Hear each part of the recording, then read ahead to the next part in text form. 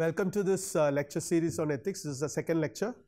We will discuss the following topics. After a very brief examination of the subject matter of ethics, we'll see the different approaches to ethics. That's going to be the focus of this lecture. And we have already seen, some of the major issues with which ethics as a reflective discipline deals with. And here, we can say that the standards that regulate human behavior and conduct is the subject matter of ethics. I mean, there are different ways in which the subject matter of ethics is approached.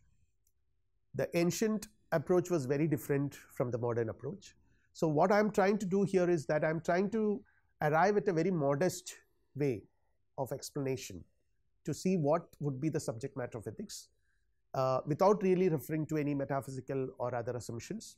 It deals with the standards that regulate human behavior and conduct. Though these are terms which are rooted in several terms. See, for example, conduct is a term which Aristotle uses a lot. For him, what is conduct is a habitual behavior. There is a difference between behavior and conduct. Behavior need not be habitual. It just behaves like that. A person just behaved in a certain way. But the conduct of a person is something which is more or less static, which you arrive at an understanding of the conduct of a person by having interacted with that person for some time. And after several months or years, you know that the particular person's conduct is this. So that is definitely different from behavior. So the standards that regulate human behavior is ethics, and it analyzes why are we obligated to do or not to do certain things. See, we are definitely obligated not to do certain things. We all are very clear about it. Say, for example, stealing or copying in an exam. These are things we are obligated not to do. But we have to actually reflect what is the reason. Why is it that we are obligated to do these things or not to do these things? And again, helping others, helping a person who is in need, and saving someone's life if we can do that. All these are things which we feel that we are obligated to do certain things like this. Definitely, we all know that they are not legal obligations. For example, obligation to help another person is not always a legal obligation. But at the same time, we feel that there is an obligation. We are responsible for doing certain things, because if we do that, the life of the other person might significantly change in a positive manner.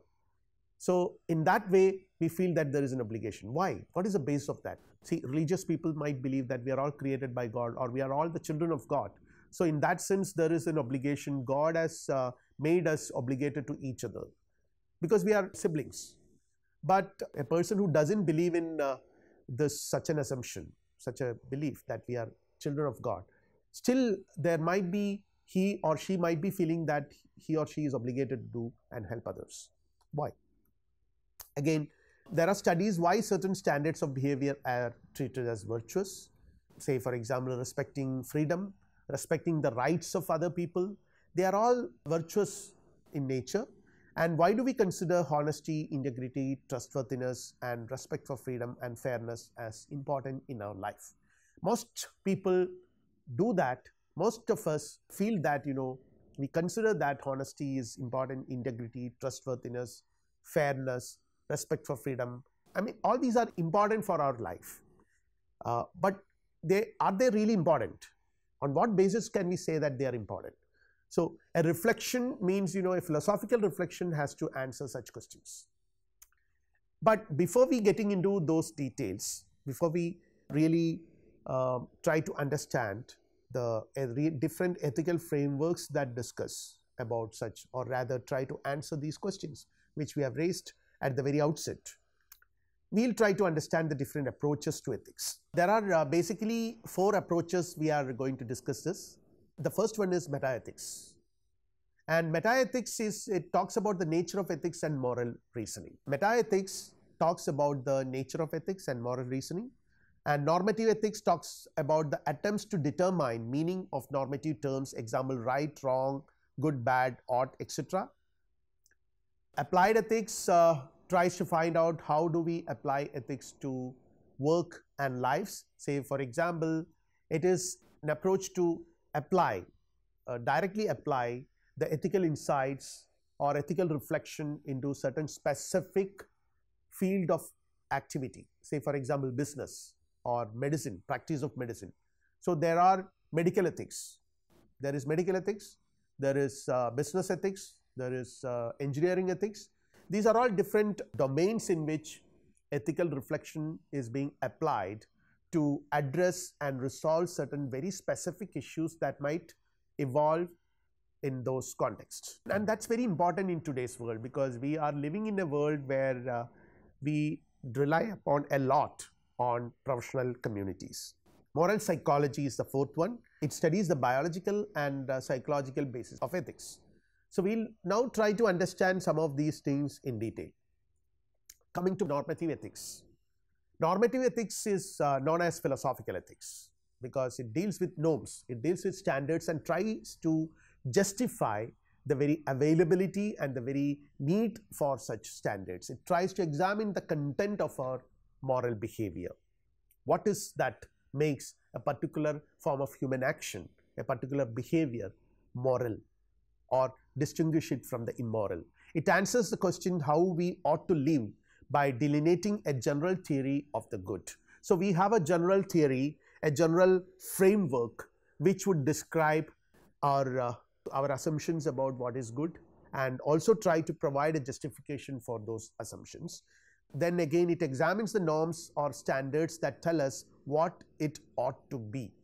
So that oughtness aspect comes prominently here, examines the norms or standards that tell us these are the norms to be followed, and these norms basically tell us that what ought to be the case, what ought to we be doing and in order to do the right thing.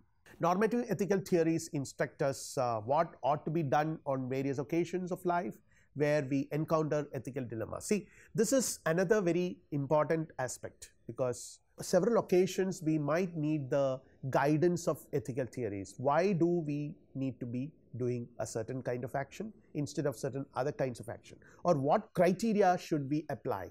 Say for instance, as I mentioned in the previous lecture, there are different aspects, there are different criteria we normally consider, whether the intention of the person needs to be considered as a criteria. If the intention was good, the action is good. If the intention is bad, even though the consequences are good, even though many people benefit out of his action, since his intention is bad, the action is not to be treated as ethically valuable and ethically good. Such theories emphasize on the intention. Say, for example, you have Kantian theory. Kantian's duty ethics emphasizes that duty is the most important thing, duty for duty's sake. So an action which is done for the sake of duty is the right action. That action might lead to consequences which are really bad, which are really horrible, but regardless of that, the action needs to be treated as good because it was done with a right intention, with the conscious awareness of the fact that it is done for the sake of duty. Now when we come to another framework called utilitarianism, utilitarian framework emphasizes the consequences. The particular action leads to good consequences, happy good consequences, they are good. And the utilitarians like Jeffrey Bentham and J.S. Mill emphasize on such a framework. So these are some of the normative ethical frameworks. And in general, it can be divided into two categories, consequentialism and non-consequentialism. So normative ethics has two broad categories. See, for example, consequentialism, which says that morality of an action is determined by its consequences. You have taken some money from the bank, why do you need to return it? If you don't return it, what will happen? The banking system will collapse. So you have to do that. So consequences are important. And non-consequentialist theories are not really bothered about what will happen, what is the real result or consequence of an action, but morality of an action depends on the intrinsic nature, on its motives, or on its being in accord with some rule or principle. There might be some rule, for example, God said it. Okay, a person believes that I do this because God said it. A religious person, he believes in charity because his religion insists that charity is important. Why? What is the consequences? He is not bothered about consequences of his action. He just do that because his religion wants him to do that. Or he had a good intention, another framework, another approach. he has a good intention, he has a good motive, or like Kant, he did it, he does it because he thinks that it is his duty, he knows that it is his duty.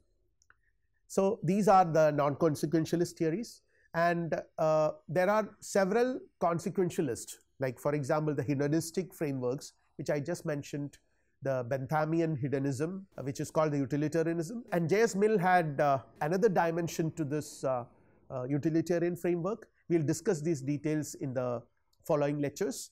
Then the utilitarianism, like hedonistic balance of pleasure over pain. So the utilitarians have actually developed a utilitarian calculus, a happiness calculus, a pleasure calculus you can probably call it, because for them the utility of an action, which is a consequence, is very important, and utility is equated largely with happiness, with pleasure. And there is something called ideal or social utilitarianism, which is non-hedonistic, which emphasizes on moral good. And there is another framework which believes in perfectionism, which believes that the aim of human life is to attain perfection, self-realization.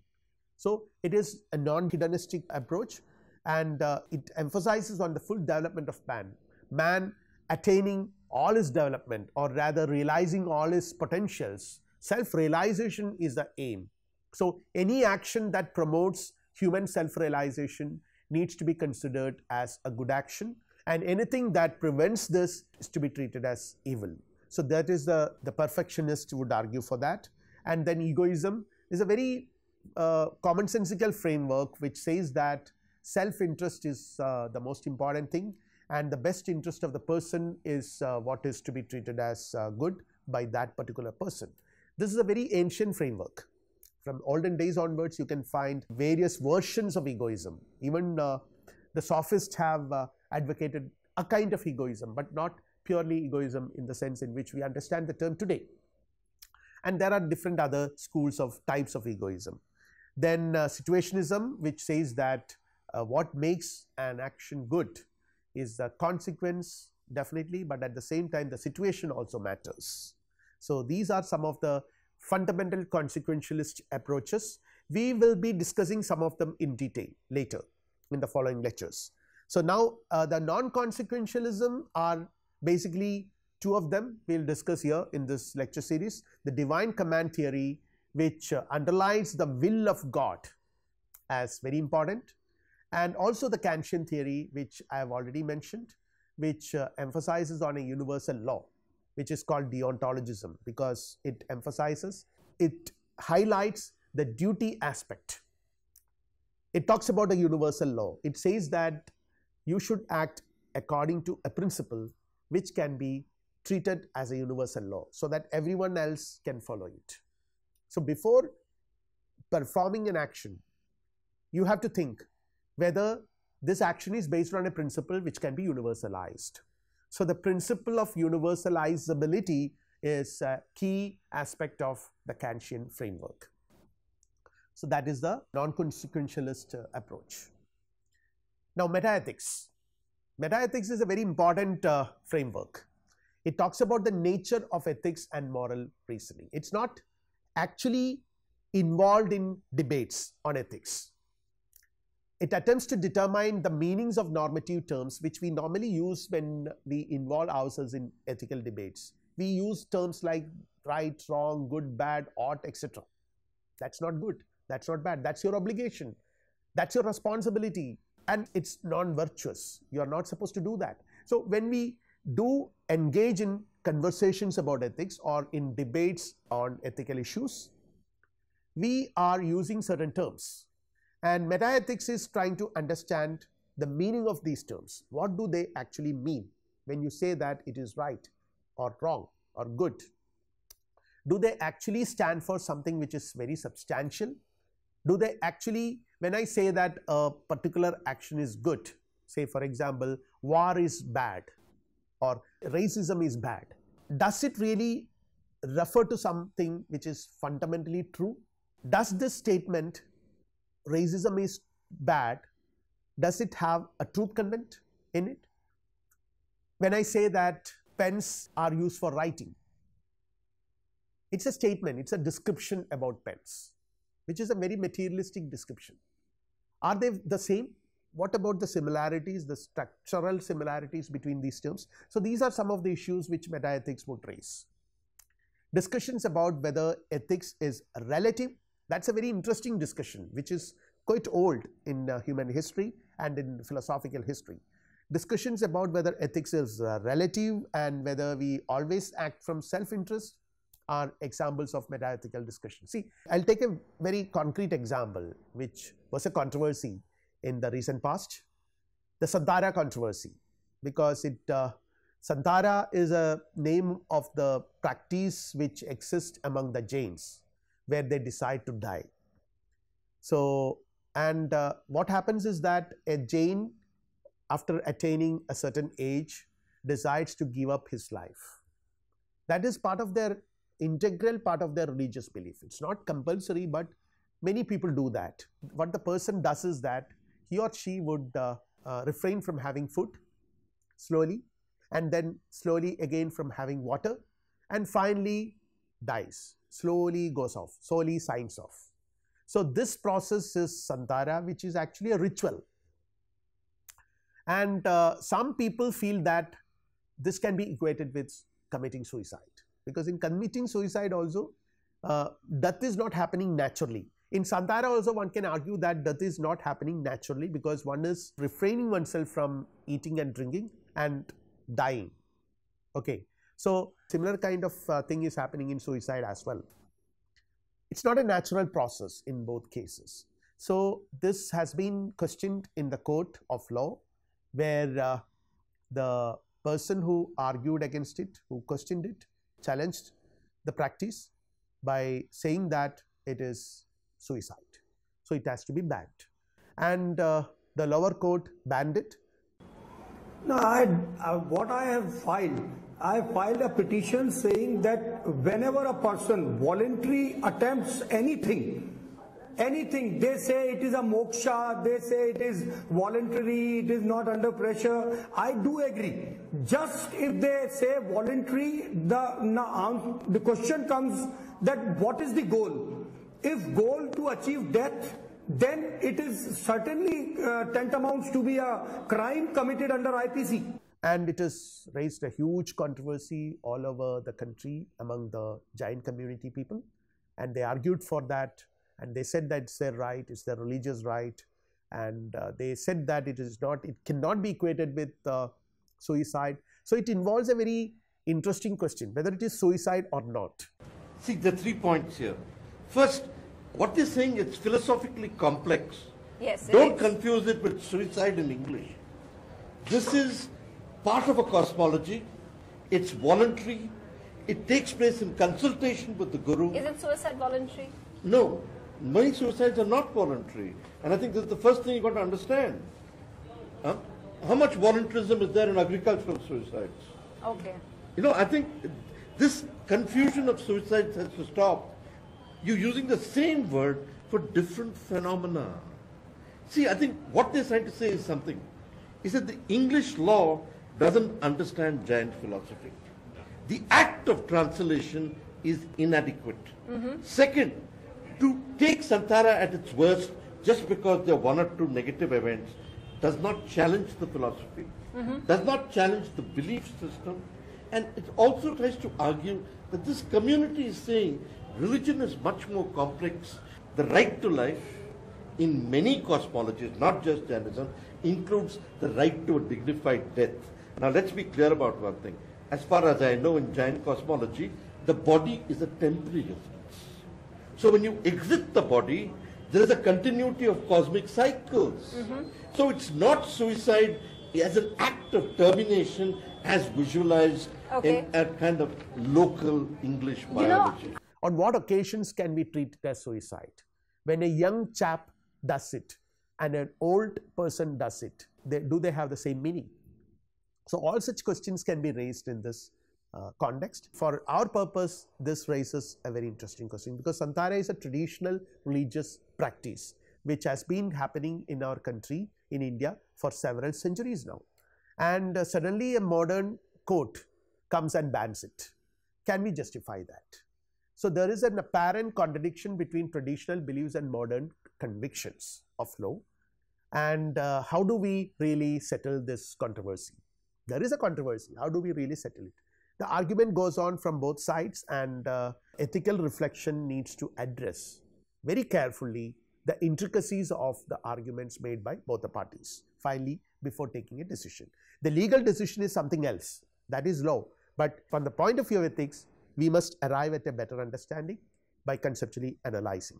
Metaethics is a very peculiar approach to ethics.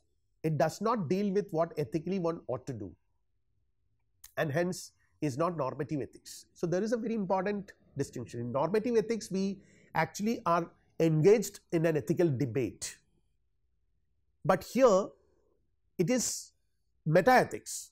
It does not deal with what ethically one ought to do, but rather it actually analyzes the talk about ethics, the terms used. The substantive ethical questions are not addressed by meta-ethicists, but rather it is an attempt. This is what the Stanford Encyclopedia of Philosophy says.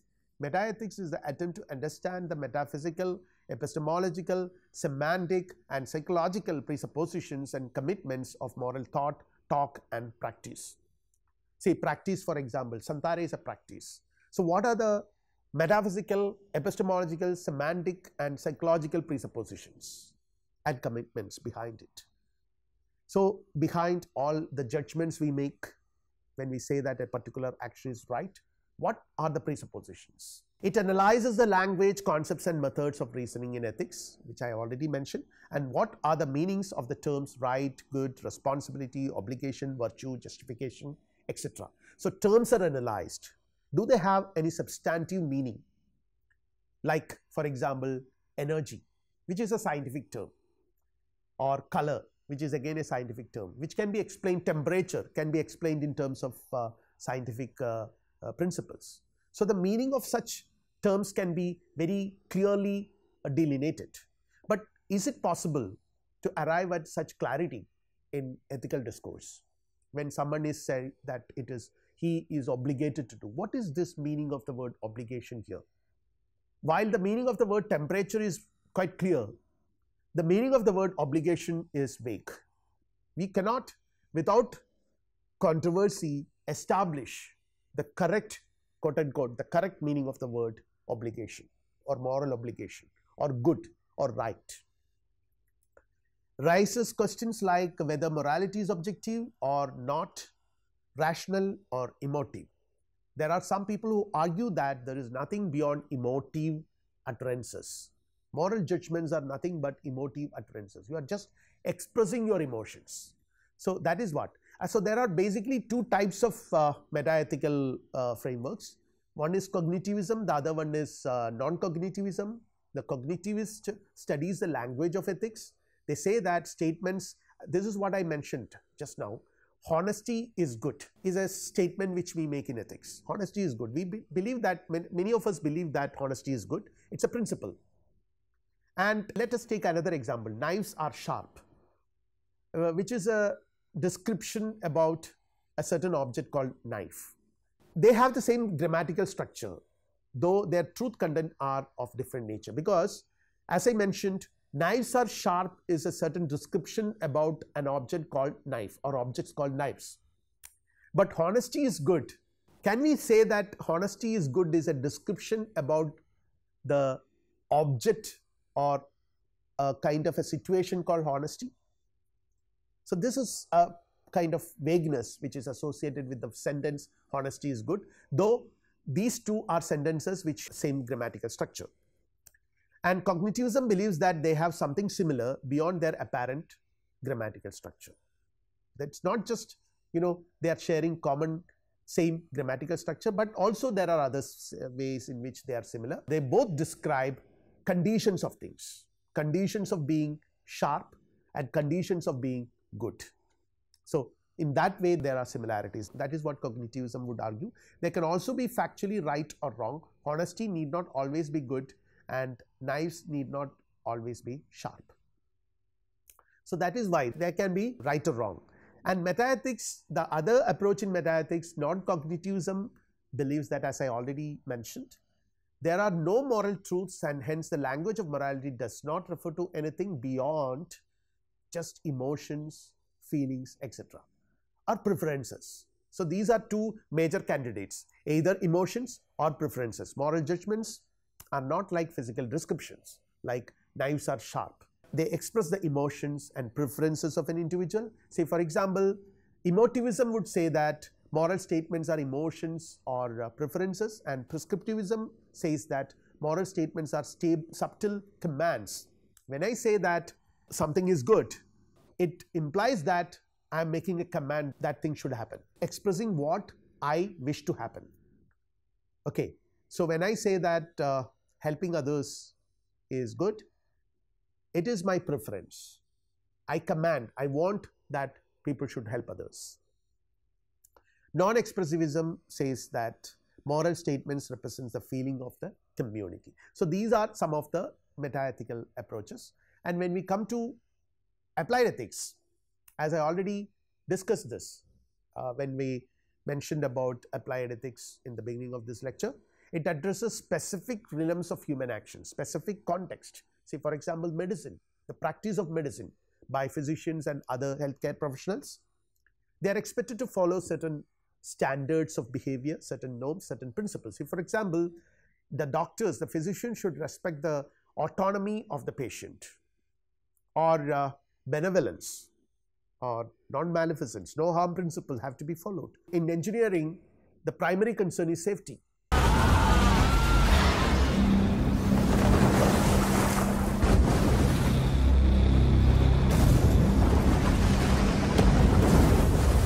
We have to ensure the safety at any cost in engineering. When a particular design is planned, or something is being constructed, dam is constructed, or a road or bridge is constructed, all these things have to be kept in mind.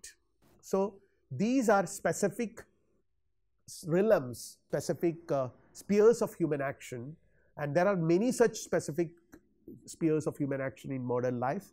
There are advocates, there are doctors, there are nurses.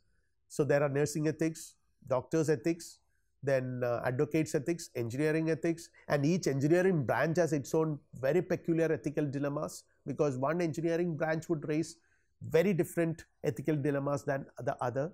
So there are many such things, specific concerns, specific human spheres, where ethical insights and principles have to be applied in order to understand the situation and also resolve some of the dilemmas which we might encounter. Discuss the criteria to be employed for discussing issues that might arise within those realms, and also these are some of the business ethics, computer ethics, for example, then internet ethics. Privacy, for example, is very important there. Confidentiality is very important there. You cannot you cannot really think of not respecting privacy of individuals when you use computers. So many such things have to be understood. And then the fourth one I am not discussing. We will now directly go to the next topic, evolution of ethical reasoning. Before we really trying to understand the next topic, we have to very briefly discuss the evolution of ethical reasoning. We can see that it happened along with the evolution of human societies into complex social arrangements. We know that human societies have evolved from very simple forms of our tribal existence to complex societies, social formations. If you take the example of India, from the small Janapadas to Mahajanapadas to Rashtras to country to nation, and finally to the kind of a nation which we have today as India, which involves a lot of diverse cultures into its fold. So this complex social organization has demanded different ethical frameworks than what existed in ancient India. That was the real challenge before our constitution makers. When our constitution was designed, the architects of the constitution had the greater challenge to encounter. They have to negotiate between the existing traditional value system, which is largely rooted in religious beliefs and conventions, and also the evolving modern assumptions about morality and ethics, rooted in the egalitarian democratic frameworks largely evolved in the West. So on the one hand, you have this tradition and the Other hand, you have the modern approaches. So these two things have to be negotiated. And this was a greater challenge they faced, but we succeeded to some extent, and the discussion still goes on. Different emphasis on different ages, say for example, the way in which ancient people treated morality was very different from the medieval people dealt with morality. Say for example, if you take the example of Greek Europe, the Greek people had developed a very peculiar moral outlook. Because Greek civilization existed, the Greek people had several city-states, each city-state being autonomous from the other. There are different city-states like Athens and Sparta had very different political environment. So there are different political environments existing in different city-states, but at the same time there was a kind of polity that existed in these city-states, and particularly in Athens, where democracy existed. And the moral outlook that evolved in ancient Greek, ancient Athens, was very different from the kind of moral outlook that later on was developed in medieval Europe by the scholastic philosophers. Then again, by the time of modernity and enlightenment, things have changed, and the contemporary world has a very different moral outlook. So we can see that the moral outlook is also evolving over history. But at the same time, what we have to keep in mind is that though I have mentioned ancient, medieval, modern and contemporary, they are not watertight compartments. Our contemporary moral assumptions owe a lot to our ancient, medieval assumptions as well. And different cultures, again, you have to keep in mind that there are different cultures, they exhibit different patterns of evolution, because the way in which morality has evolved in the West is very different from the way in which it has evolved in India or China or other civilizations in the world. Material factors and conditions played crucial role in this evolution, because if you examine India's history, we can very easily find this, like with the evolution of emergence of a larger nation under the rule of Chandragupta Maurya, the modern India was formed, and thereafter the moral assumptions were also undergoing significant changes, and by the time of Ashoka things have changed a lot. Geographical conditions, historical events, climatic patterns, etc. all have influenced the evolution of ethical insights or ethical frameworks in different cultures, and customs, habits, religious beliefs, scientific temperament, natural and man-made calamities, all are factors that have very crucial influences on the evolution of ethical framework. So with this we'll wind up this lecture, and in the coming lectures in this lecture series we'll address some other important ethical concerns. For the time being we'll wind up. Thank you.